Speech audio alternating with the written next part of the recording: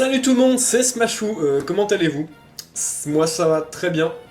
J'ai décidé de commenter quelques matchs, et là c'est déjà le troisième que je commande, donc bon, je vais peut-être vous demander comment vous allez, ce serait pas mal. J'ai pris des biscuits, ça peut servir, et j'ai mon petit verre d'eau, tranquillou. Allez, c'est parti pour un match, donc contre Dayon. Alors je ne suis pas sûr, mais je crois qu'il m'avait contacté via YouTube. Mais il y a pas mal de monde qui m'ont contacté déjà, donc je fais pas trop attention. Quoi qu'il en soit, c'était un match carrément sympa. Et ça me laisse également l'occasion de vous présenter une nouvelle team sur laquelle je travaille tranquillement. Donc voilà, la team de Dayon se compose de Togekiss. Je hais ce Pokémon, je le hais. Voilà, je sais pas pourquoi, je trouve qu'il est moche. Et je trouve que paralyser l'adversaire et lancer des lames d'air, c'est vraiment relou. Enfin, quoi qu'il en soit, c'est un Pokémon qui est quand même très bon. Hein. Mais je l'aime pas, voilà, je l'aime pas. Si je peux le tuer, je n'hésiterai pas.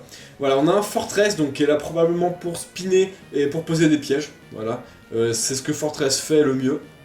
Ensuite, nous avons un Écrémeux, donc un Pokémon que j'aime beaucoup. Je m'en suis toujours pas fait un, mais je l'ai beaucoup joué sur Diamant Perle il y a un moment. Et j'adorais ce Pokémon avec Isogresse, full défense, et voilà, avec Glade Soin, lait à boire, cage éclair et plaquage ou retour. On peut aussi le jouer avec Cœur et Leurre, c'est un très bon Pokémon de soutien.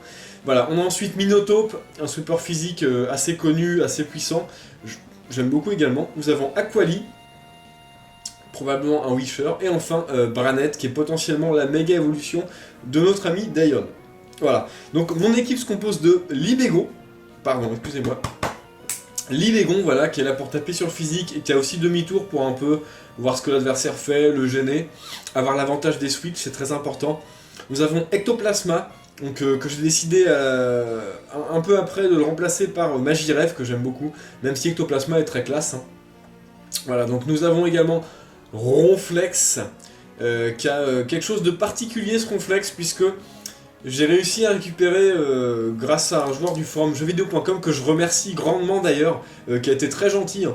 J'ai réussi à avoir un Goinfrex avec Destruction, donc c'est un egg move qui est seulement passable de Ronflex à Goinfrex, enfin etc.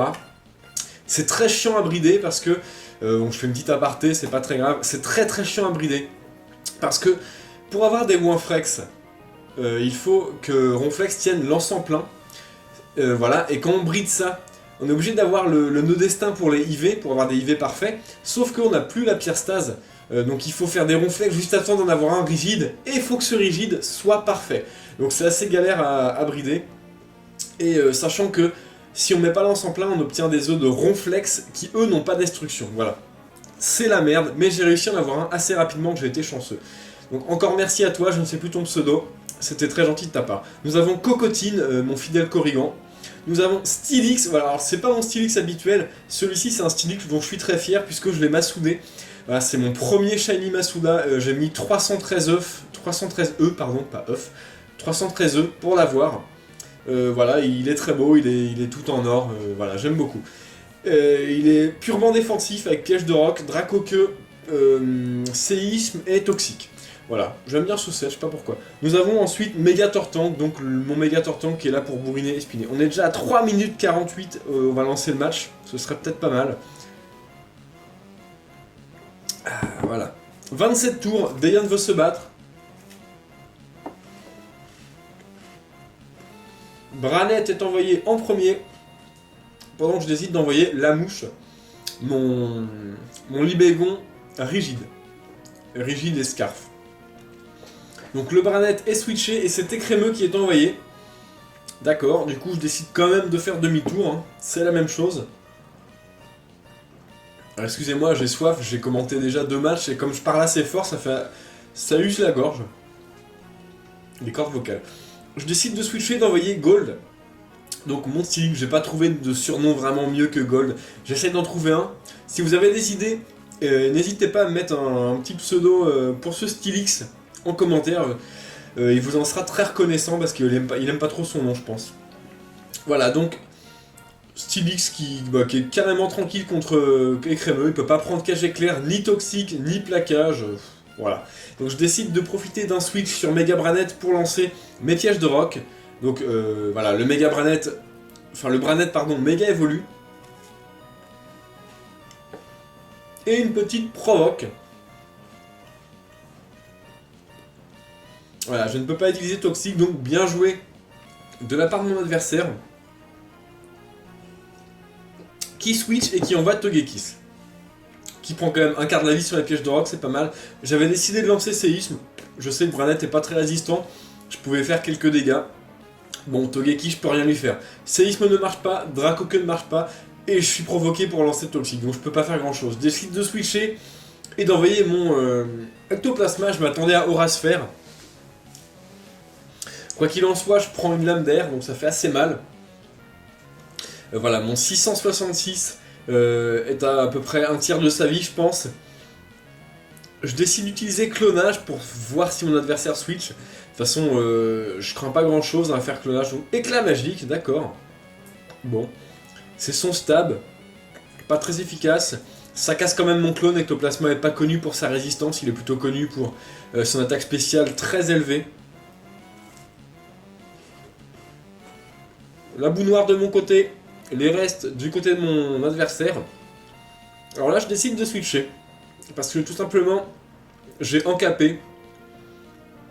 Enfin, j'ai encapé qui peut résister tranquille à ce Togekiss, voilà. Donc je voulais ne pas risquer... comment dire, je préfère garder mon Ectoplasma, voilà, que de ne pas tuer ce Togekiss et me faire tuer. Je décide de lancer pour switch, je m'attendais à un switch, c'était pas terrible de ma part, ce play.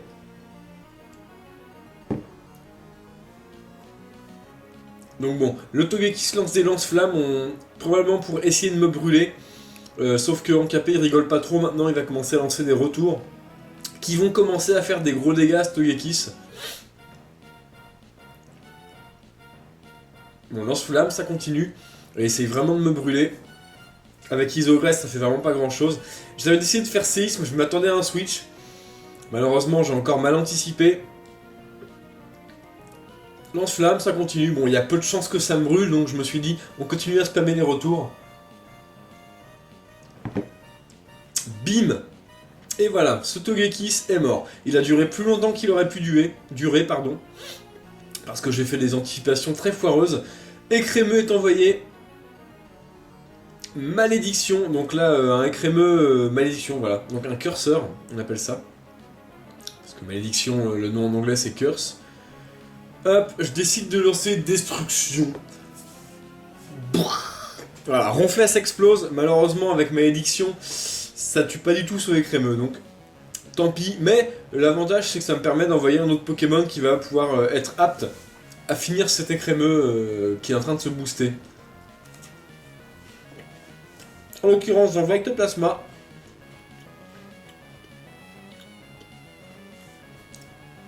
Et mon adversaire switch sur son Aquali. Voilà, donc je décide d'utiliser Bomberk. Je voulais pas anticiper.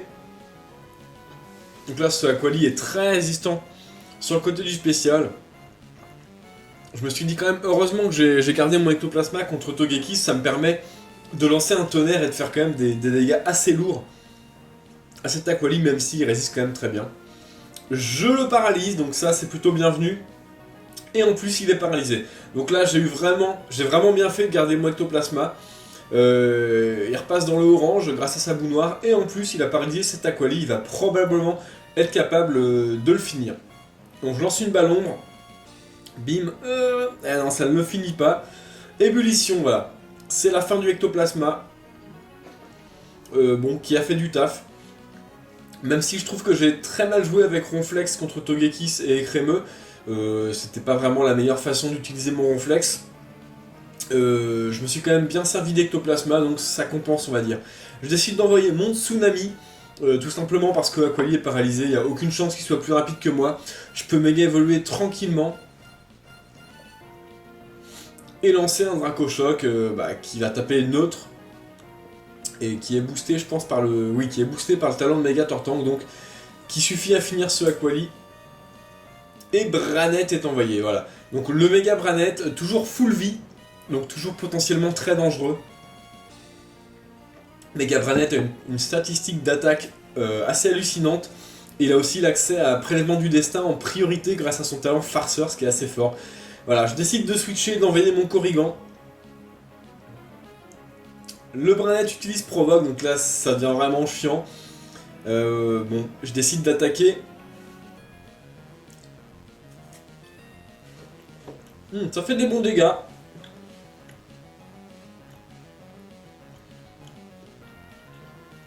Je décide d'envoyer Gold, qui est toujours full vie également. Et ce Branette a cage éclair, donc j'ai très bien fait de switcher. Parce que je m'attendais pas à cage éclair, et en fait, voilà, ça fait rien sur Stylix. Donc je décide de bourriner avec des séismes quand mon adversaire me provoque.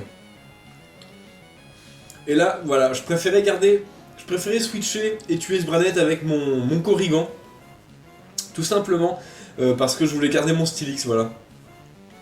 Je pensais dans ce match que Stylix avait plus d'importance que Korrigan dans le reste du match. Donc voilà, Branette avec prélèvement du destin. Forcément, on est obligé de sacrifier un Pokémon. Donc c'est Korrigan qui passe à la trappe. Désolé Korrigan, je t'aime beaucoup, mais... Boum. Toute la vie part d'un coup. Très fort. Fortress est envoyée de la part de mon adversaire, j'envoie Tsunami. Donc là, Fortress peut pas faire grand chose contre Tortank. Surtout Méga Tortank qui tape très fort sur le spécial. Je décide de lancer le Vibraqua, bim. Ça ne suffit pas à tuer ce Fortress qui lance une tour rapide, donc il se débarrasse des pièges de roc posés par mon Stylix Shiny. Et voilà, je décide de finir tout simplement ce Fortress avec la Vibraqua de Tsunami. Donc à ce moment du match, je crois qu'il reste 2 Pokémon il me semble. Voilà, donc Minotaur, tête de fer, voilà, mon adversaire décide de lancer tête de fer, donc je sais pas pourquoi pas séisme. Quoi qu'il en soit, coup critique. Je n'ai pas la trouille, je vois que ce Minotaur est orbe vie, donc il va probablement pas tenir la Vibraqua, voilà. Le Méga Tortank tue ce Minotaur d'un coup, bim. Et le dernier Pokémon de mon adversaire est Écrémeux, qui est dans le orange. Et malheureusement pour lui, mon Tortank dispose d'Aura Sphère, qui est une très bonne attaque combat spécial. Et boosté par le talent de Méga Tortank, donc même si Écrémeux lance les à boire, ça va pas suffire. Voilà, la Aura Sphère va se débarrasser de ce Écrémeux d'un seul coup. Voilà, donc bien joué à toi Dayon. C'était un très bon match, j'ai beaucoup aimé le jouer. J'ai pas mal aimé ta team, bon, mis à part le Togekiss. Ça se voit que je l'aime pas, hein, parce que j'ai complètement fait de la merde contre ce Pokémon. Quoi qu'il en soit, c'était un beau match. Et voilà, le Stylix en or a fait son apparition, j'en suis très fier. N'hésitez pas à liker, à vous abonner, à commenter ce match. N'hésitez pas si vous avez des conseils stratégiques, etc. Hein. C'est aussi pour ça que je fais les vidéos, j'aime beaucoup recevoir des conseils. Autant que j'aime en donner, voilà. Jouez les Pokémon que vous aimez et amusez-vous bien. Salut à tous!